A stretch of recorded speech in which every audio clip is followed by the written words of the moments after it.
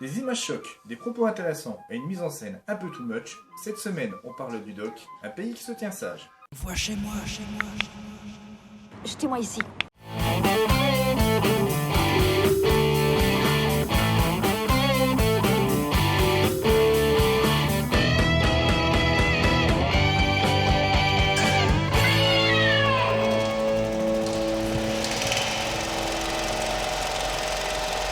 Le cinéma, c'est des comédies comme Mon Cousin, des drames comme Les héros ne meurent jamais, mais c'est aussi des documentaires. Et c'est pourquoi cette semaine, j'ai donc choisi d'aller voir celui de David Dufresne, qui se penche sur l'épineuse question du maintien de l'ordre, principalement à travers le prisme du mouvement des Gilets jaunes.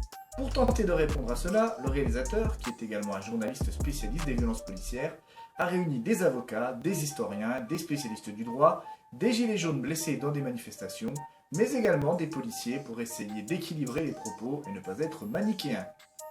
Je ne suis pas convaincu qu'il y parvienne réellement, mais on ne peut pas reprocher à David Dufresne d'avoir un parti pris. Autant arrêter ici tout suspense, je ne m'en cache pas, je suis plutôt du côté des manifestants que celui de la police, à quelques exceptions près, comme la manif pour tous, mais ça, c'est une autre histoire.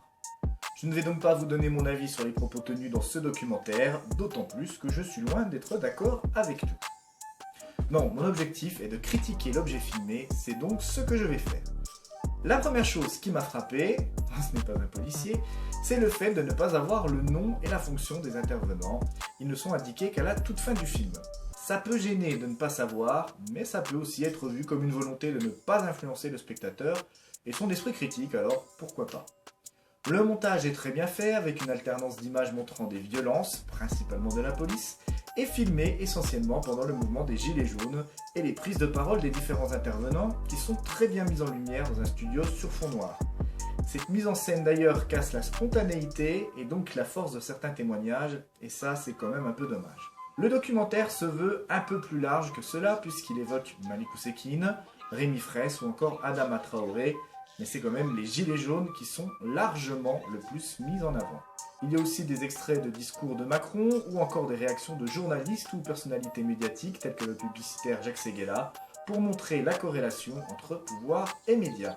On ne s'ennuie pas, on apprend certainement des choses si on suit de loin l'actualité sociale et les points de vue exposés sont intéressants. Mais ce n'est malheureusement pas très grand public, c'est même plutôt intellectuel et conçu pour un public de gauche déjà convaincu en grande partie par tout ce qui est dit.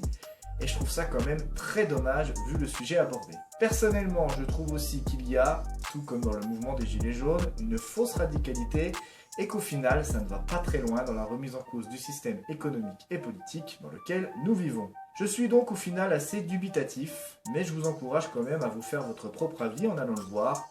Après tout, 1h30 de réflexion n'a jamais fait de mal à personne. N'oubliez pas votre masque et les gestes barrières, le virus peut faire plus de dégâts qu'une lacrymo.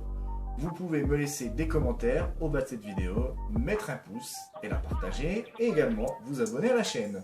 A bientôt pour une nouvelle critique, et comme le dit Quentin Tarantino, Vive le cinéma!